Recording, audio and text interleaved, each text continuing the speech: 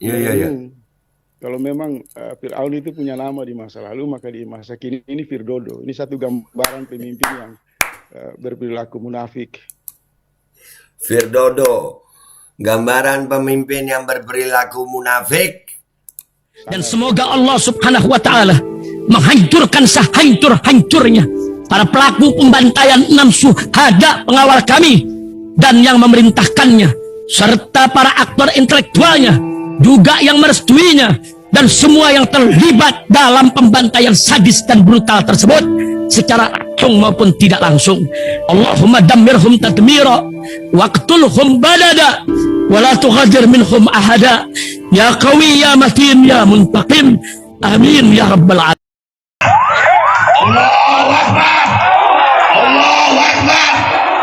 Baju koko Habaib Putih present Al Gobi.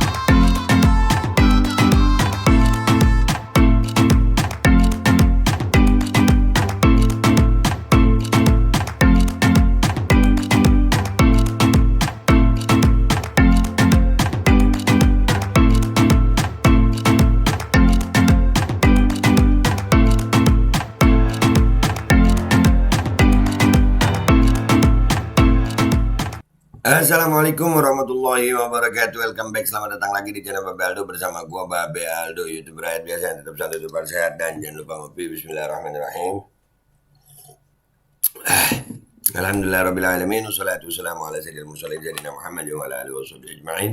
Rabbi shrah li sadri wa yassir li amri wahlul 'uqdatam min lisani yafqahu qawli bi janabi wa ali. Salam revolusi akhlak, semangat revolusi akhlak. Semoga akhlak kita jadi lebih baik hari ini dibanding kemarin. Banyak umur perjuangan, merdeka, Allahu Akbar. Salam sejahtera bagi seluruh rakyat Indonesia dimanapun kalian berada. Semoga kalian semuanya dalam keadaan sehat walafiat, tidak kurang suatu apapun. Dan mudah-mudahan kalau ada yang sakit dari kalian itu menjadi sakit penghapus dosa, penambah pahala, sakit yang insya Allah segera disehatkan oleh Allah Subhanahu Wa Taala dalam sehat yang manfaat. Amin ya rabbal alamin. Oke guys, konten kita ya, kemarin kita udah nonton fullnya Bang Faizal ya. Bang Faizal, bukan Faisal. Bang Faisal, tapi Faizal, nah, pakai Z dia. Ya. Bang Faizal Asgaf, ini ada 10 menit dari potongan itu yang membuat gue terkagum-kagum sama keberanian dan kecerdasan orang ini. Ya mudah-mudahan Bang Faizal umur panjang sehat afiat. Kita lihat apa nih. Keren nih. Bismillahirrahmanirrahim. Televisi ketika ucapan Firaun itu muncul, wajah Pak Jokowi itu tampak tersirat sangat gelap sekali, terkoneksi dengan kejahatan di masa lalu.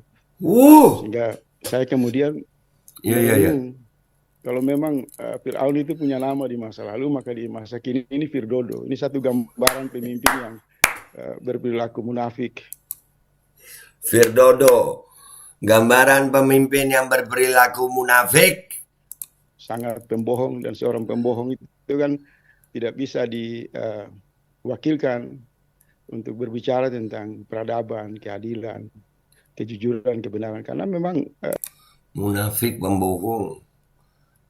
Tapi ya ada yang ngomongin tentang budi pekerti. Ada. dia dari sampah. Ya, ya, ya, ya. Ya, dia dari sampah. Demokrasi liberal dari permainan konstruksi kejahatan, politik transaksional, politik sekularisme. Dan kalau boleh saya katakan, sebenarnya seusai Presiden Jokowi berpidato itu mestinya ada inisiatif dari warga negara untuk melaporkan dia di kantor polisi. Buset. Kenapa? Karena ucapannya itu tidak sejalan dengan tindakannya. Dia berpidato mengatakan misal tentang moralitas, kejujuran. Dia tidak punya moral dan dia tidak punya kejujuran.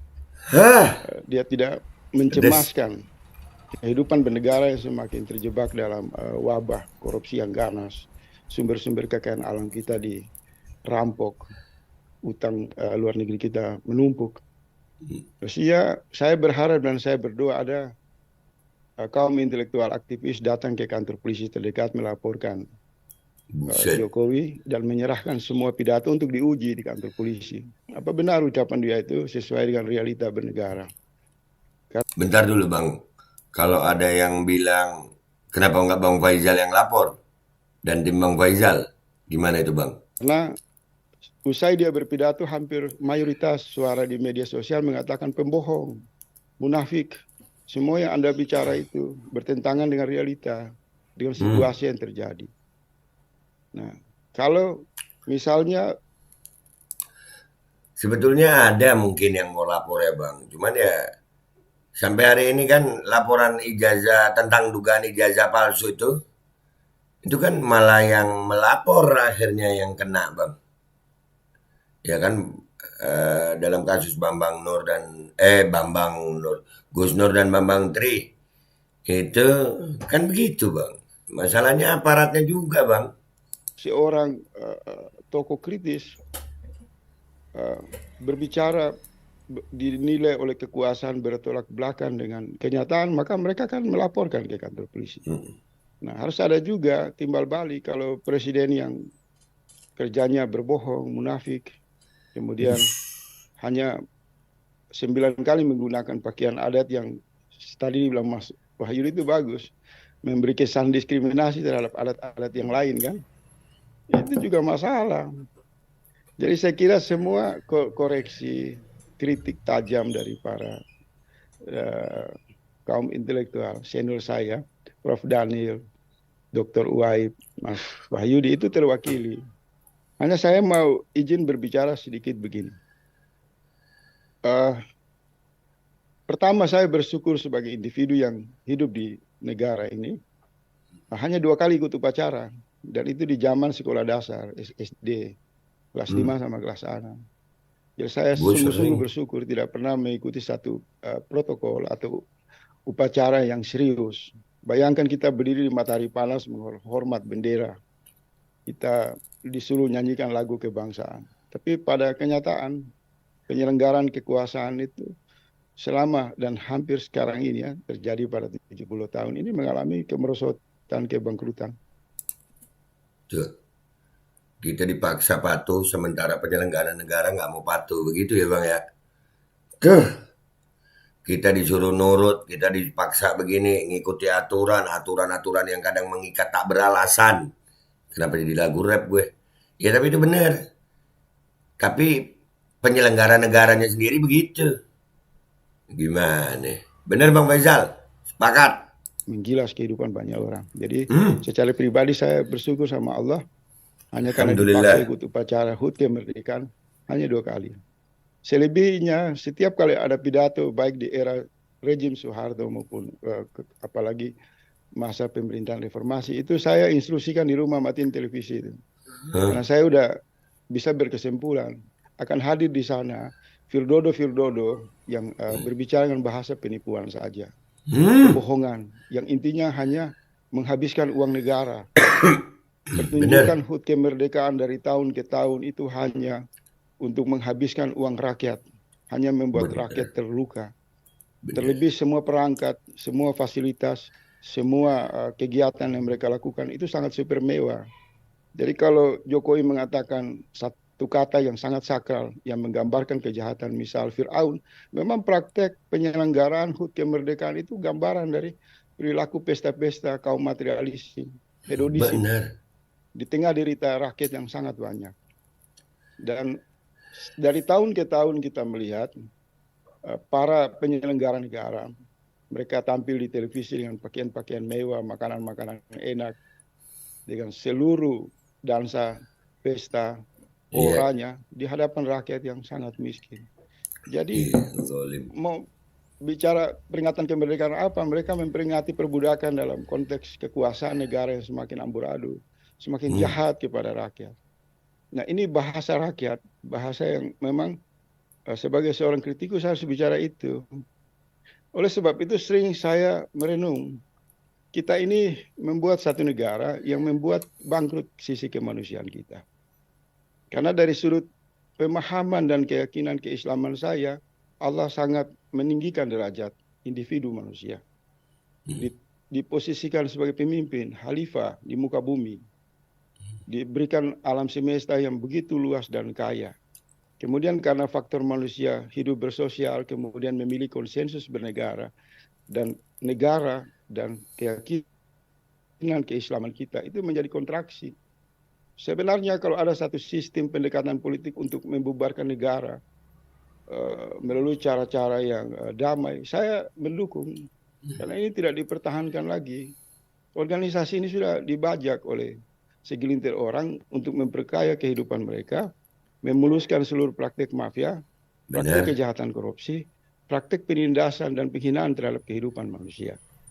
Jadi kalau mau serius berbicara dalam konteks mengevaluasi negara, di mana puncaknya adalah evaluasi kemerdekaan, maka kita harus berani mengatakan ini operasional negara, sistem, perilaku kepemimpinan ini jauh dari sudut pandang Islam yang mengagungkan manusia, dari sudut pandang tauhid di mana derajat manusia ditinggikan namun direndahkan dengan sistem bernegara seperti ini.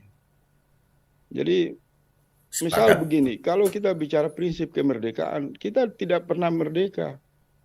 Karena dalam Islam itu kita diikat 9 kali bersahadat setiap hari mengatakan tiada Tuhan selain Allah dan Rasul adalah utusannya. Melalui proses sholat. Dan kita terus menerus mengikuti seluruh anjuran Allah dan Rasul. Maka pengertian merdeka adalah mereka yang hidup dalam bimbingan ilahi. Nah, kalau merdeka dalam bimbingan negara, hari ini negara tidak membimbing rakyatnya untuk merdeka. Benar. Semua mereka hianati. Benar. Buat konsensus, kesepakatan, kejahatan politik untuk memperbudak kehidupan manusia. Jadi setiap kali hadir acara kemerdekaan, peringatan kemerdekaan setiap tahun, saya pribadi itu tersobek-sobek melihat perilaku hedonisme yang ditampilkan para penyelenggara negara. Menunjukkan bahwa pengorbanan mayoritas umat Islam menghadirkan negara untuk memuliakan manusia, kemudian dibajak oleh pendekatan sekularisme, pendekatan liberalisme, penghambaan terhadap materialisme. Maka upacara-upacara itu sebenarnya bagian dari ekspresi Fir'aun saja. Ekspresi para orang-orang jahiliyah. Kalau serius kita mau bicarakan, negara ini mayoritasnya Islam, sumbangan pajaknya dari partisipasi masyarakat Muslim. Mereka berkontribusi untuk kemerdekaan. Tapi saat puncak hari peringatan perenungan kemerdekaan sebagai satu kontemplasi nasional, kemudian Presiden tidak menunjukkan wajah keislamannya. Takut di hadapan Allah, takut di hadapan orang-orang beriman, takut di hadapan para leluhur yang mengorbankan darah, air mata, berjihad untuk membangun tanah dan air untuk kemerdekaan anak cucunya. Malah joget-joget, malah lagu rungkat. Emang. Jadi kalau dari dimensi tauhid, apa yang kita lihat di televisi tentang pertunjukan secara nasional dilakukan oleh Presiden Jokowi dan para pembantunya, ini jauh lebih biadab, jauh lebih bajingan dari Fir'aun. Kita mengkhianati keyakinan keimanan mayoritas umat Islam di Indonesia. Seolah-olah umat Islam tidak terkoneksi dalam bahasa-bahasa mereka, perilaku-perilaku mereka. Mestinya kan Jokowi itu menyampaikan permohonan maaf kepada seluruh umat Islam sebagai pembayar pajak terbesar di Indonesia, di mana kepemimpinannya tidak berhasil menegakkan prinsip-prinsip negara secara manusiawi. Korupsi tumbuh di mana-mana. Rakyat ditindas dengan alat-alat kekuasaan secara semena-mena. Utang luar negeri ini dibuat, nanti bebannya adalah ditanggung oleh mayoritas umat Islam. Mestinya pidato Jokowi itu adalah pidato yang menegaskan sebagai makhluk manusia yang memimpin manusia yang telah melakukan kejahatan. Takut kepada Allah, takut kepada ajaran Islam, takut kepada keimanan umat Islam sebagai modal besar di Republik ini. Oleh sebab itu, kalau banyak orang memprotes dalam bahasa-bahasa, ya ini nih keren, ini cuplikan 10 menit yang ini dari kemarin fullnya udah kita angkat ya. Artinya Bang Faisal Asegaf ini Firdodo disebut, munafik disebut, pembohong disebut. Tapi ya kalau mau minjem istilahnya Rocky Gerung ya, ada anak dibangunkan pakai jam waker tapi nggak bangun-bangun, siram air lah. Ya kadang-kadang pemimpin ini diingatkan dengan kalimat baik, dengan sopan santun, bukan makin ingat malah ngelunjak. Akhirnya ya terpaksa begini sudah. Firdodo. Itu aja dari gue guys. Gue minta maaf kalau ada salah. Sampai jumpa di konten gue berikutnya. Wabillahi taufiq wal hidayah. Wassalamualaikum warahmatullahi wabarakatuh. Firdodo, munafik, pembohong, biadab, keluar semua deh tuh. Assalamualaikum warahmatullahi wabarakatuh. Guys, alhamdulillah gue lagi di Jember dan gue dapat produsen Golden Pro MHA Vito. Ini guys, bahan-bahannya itu di dalamnya ada jintan hitam, ada broto wali, ada sambiloto, ada jahe, pegagan, ada madu hitam, ada propolis dan probiotik. Dan ini alhamdulillah gue udah berapa hari ya? 4 hari gue nyoba ini. Ini langsung aja guys, dia madunya madu hitam ya. Ya bukan madu bini, bukan madu hitam. Ini untuk obat dan untuk imunitas tubuh. Alhamdulillah kemarin gue badan-badan gak enak, gue pakai sehari 3 kali nih produk. Cuman ditetesin di bawah lidah kayak begini. Jangan lupa bismillah, tapi bismillah sama sholawat. Allahumma sholli ala sayyidina Muhammad dan sayyidina Muhammad.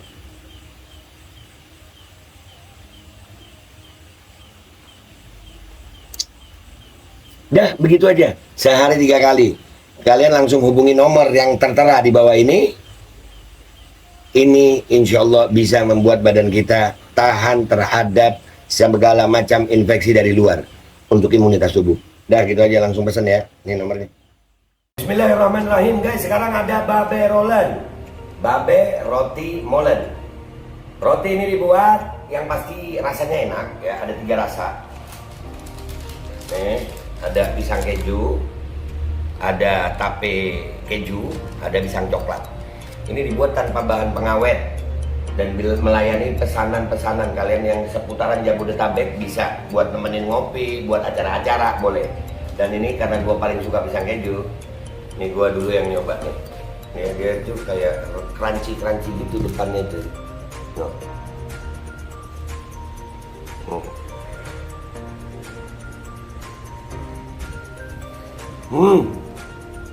Tahu kerannya di depan nih, terus di dalamnya empuk. Ya Allah. Udah nggak usah lama-lama, lu kalau kepingin langsung pesen aja. Itu ada nomor WA-nya, nanti gua kalau cantumin. Ada juga IG-nya, langsung pesen. Murah. Cuman nanti dia tanya itu 35.000 kalau nggak salah. Ya.